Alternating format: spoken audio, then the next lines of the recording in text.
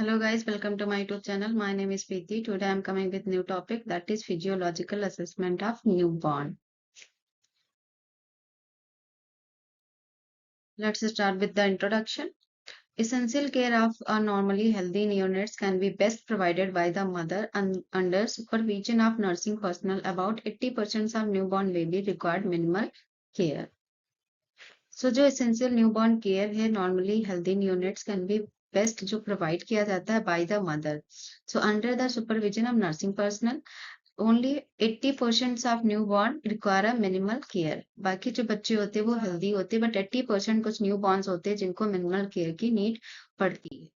So next one is the definitions. A healthy infant born at the term between the 37 week and 42 weeks. जो healthy infant या born होते हैं eight term, अगर हम बात करें तो टर्म पे अगर बेबी बॉर्न होगा दैट मीन्स कि वो 37 वीक या 42 वीक्स ऑफ जेस्टेशन पे होगा.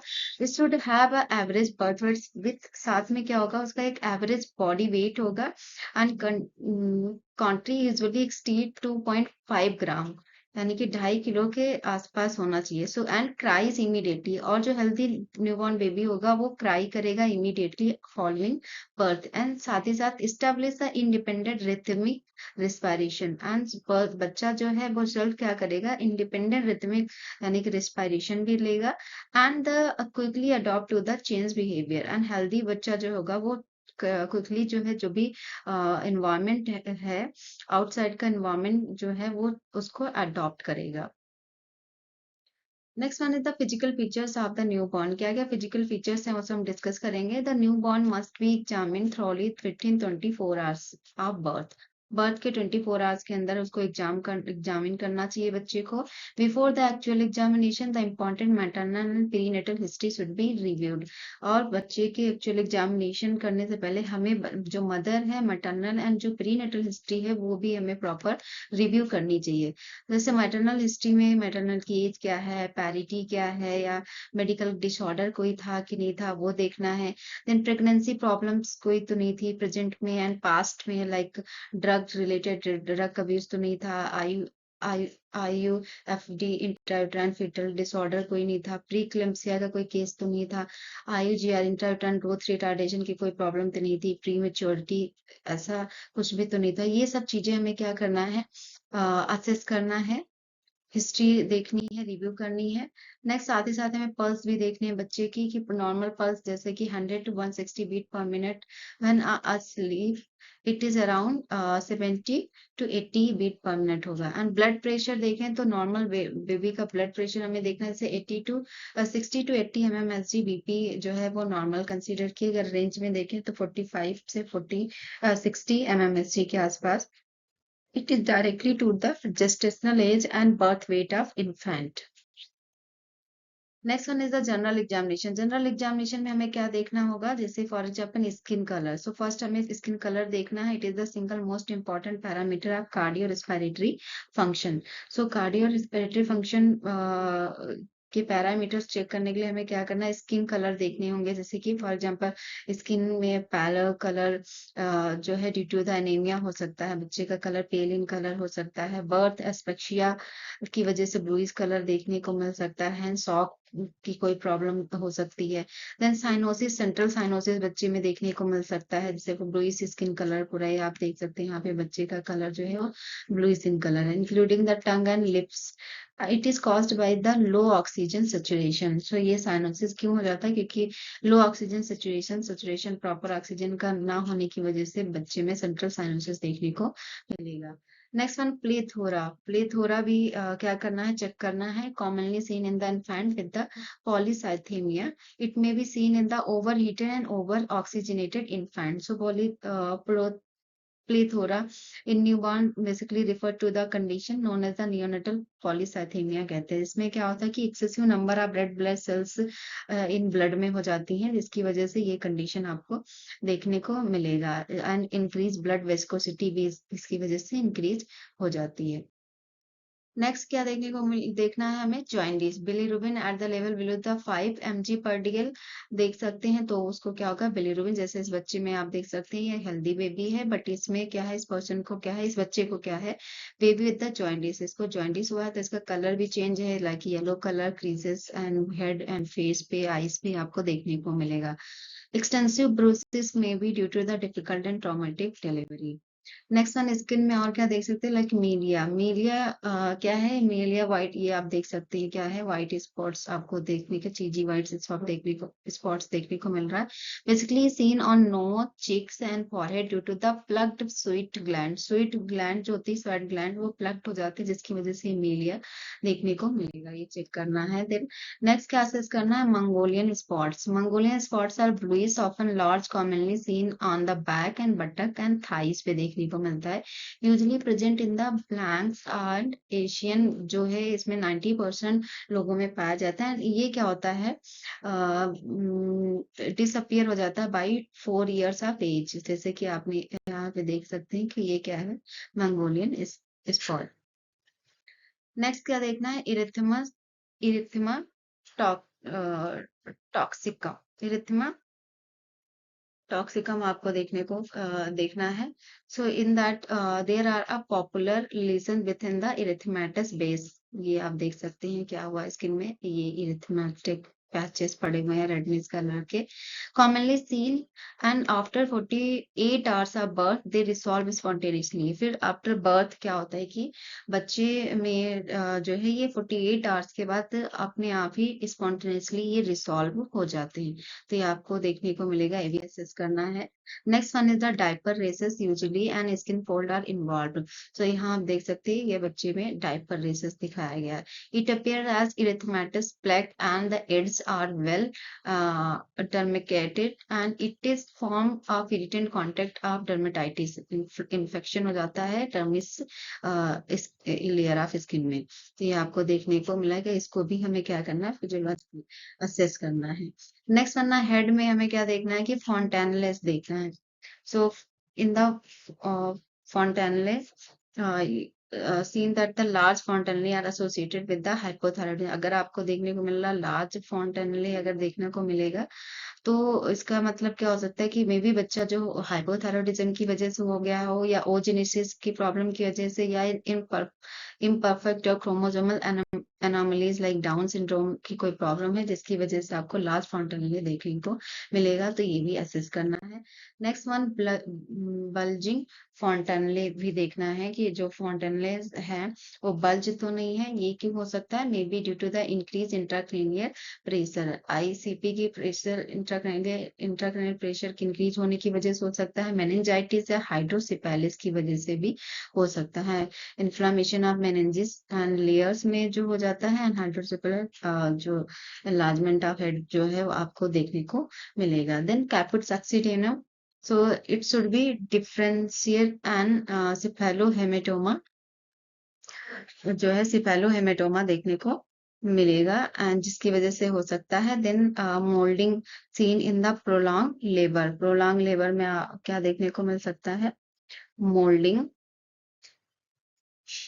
and seen in the prolonged labor molding, and usually molding subside within 5 days, और 5 days के अंदर क्या हो जाता है, जो मोल्डिंग है वो सबसाइड हो जाती है। सो ये चीजें हमें क्या करना है, देखना है। सो मोल्डिंग जैसा कि सबको पता है कि एक ऐसा प्रोसेस है जिसमें फीटल स्कल जो है adopt to birth canal shape में हो जाता है। Next one is the raise the intracranial pressure की वजह से क्या देखने को मिलेगा, इंट्राक्रेनियल प्रेशर की वजह से। So here is the bulging of anterior fontanelle देखने को मिलेगा, सेपरेशन ऑफ सूचर लाइन से सेपरेट हो गया fontanelle. Then paralysis of upward gaze, जो upward gaze like skin, eyes और अपवर्ड जो बॉडी पार्ट है उसमें पैरालिसिस देखने को मिलेगा। Then prominent vein of scalp के जो बेन है वो प्रोमिनेंट देखने को मिलेंगी। Then cranio क्रेनियोसिंटोस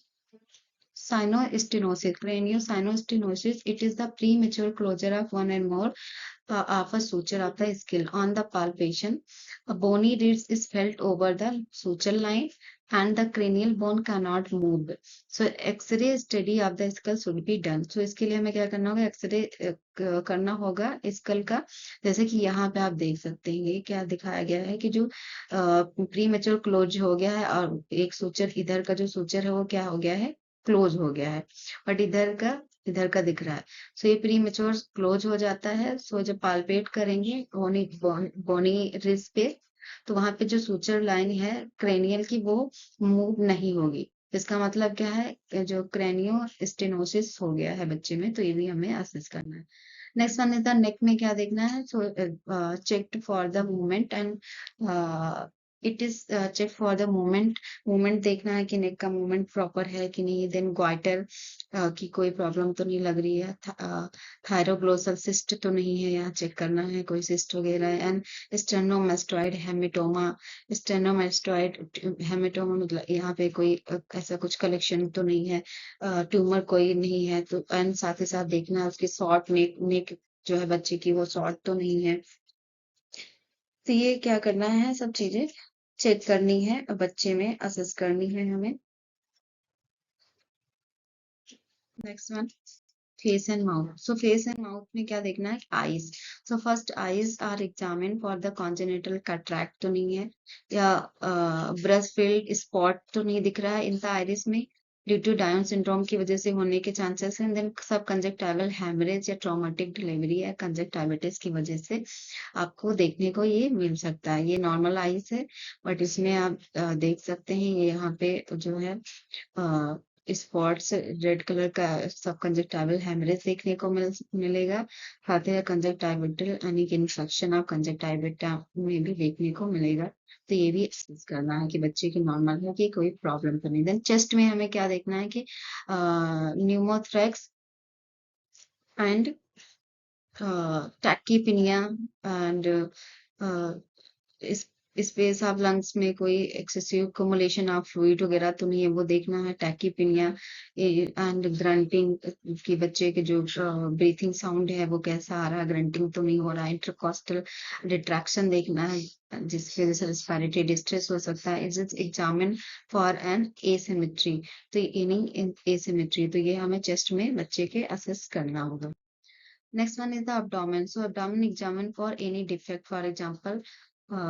For example, omphalocele हो गया and hepatomegaly, sepsis या splenomegaly due to rubella infection की वजह से हो सकता है। एनी अदर मासेस एंड इसके पार्ट abdomen में भी due to the diaphragmatic hernia की वजह से। तो क्या क्या abdomen में एग्जामिन करना है?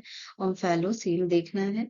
सो ओम्फेलोसील क्या है? कंजेनिटल abdominal वॉल डिफेक्ट हो जाता है, सो जिसमें जो abdominal कंटेंट होता है वो प्रोट्रूड हो जाता है through the umbilical ring cover by the membrane. जो भी अम्बिलिकल रिंग की मेम्ब्रेन जो कवर करती है उसके साइड में क्या प्रोट्रूडेड हो जाता है जो अम्बिलिकल कंटेंट होता है। Hepatomegaly due to sepsis infection की वजह से इंक्रीज होने के चांसेस हैं लीवर का। देन स्प्लेनोमेगाली, स्प्लीन एनलार्ज होने के chances due to rubella infection अगर है बच्चे को या मदर को हुआ है तो उसकी वजह से हो सकता है। रूबेला इन्फेक्शन अगर मदर को हुआ है, सॉरी। सो इन्हीं अदर मासेस देखना है। साथ ही साथ इसके पार्ट abdominal में भी due to the diaphragmatic hernia की वजह से देखने को मिलेगा। यहाँ देख सकते हैं इस पिक्चर में दिखाया गया है। Next one is the umbilicus. Umbilicus में क्या असेसमेंट करना है? So umbilicus is examine for any discharge देखना है, रेडनेस देखना है, इन्फेक्शन देखना है। A greenish yellow colour suggested the meconium staining and due to the fetal distress की वजह से या मेकोनियम स्टैनिंग की वजह से आपको यहाँ पे ग्रीनिश येलो कलर्ड कॉर्ड देखने को, अम्बिलिकल देखने को मिलेगी जैसे कि इस पिक्चर में दिखाया गया है। तो हमें ये सब असेस करना है, डिस्चार्ज, रेडनेस एंड इन्फेक्शन को। Next one is the extremities. So जो एक्सट्रीमिटीज है इसमें हमें क्या देखना है? एक्सट्रीमिटीज चेक करनी है, स्पाइन एंड जॉइंट्स चेक करना है, एग्जाम करना है, syndactyly fusion of digit and साथ ही साथ polydactyly and simian creases, Down syndrome and talipes equinovarus. तो ये आप इस पिक्चर में क्या है देख सकते हैं, क्रीजेस या सीमियन, ये क्या है? सीमियन क्रीजेस इसमें दिखाया गया है एंड ये हमारा टेलिपस इक्विनोवायरस दिखाया गया है। सो ये पिक्चर के अकॉर्डिंग देख सकते हैं। सो टेलिपस इकोनोवायरस यानी कि क्लब फुट है, ये कॉन्जेनिटल डिफॉर्मिटीज हो जाता है फुट में, जैसे कि ये सब देख सकते हैं, ये नॉर्मल फुट है बट ये यहाँ पे कॉन्जेनिटल डिफॉर्मिटी हुई है बच्चे में। So I have took this topic from the Marcel Jani books and Datta DC Datta books. So some other sites, Wikipedia and some are other sites. I hope you all have understand. Thank you for watching my video. मिलते हैं next video में.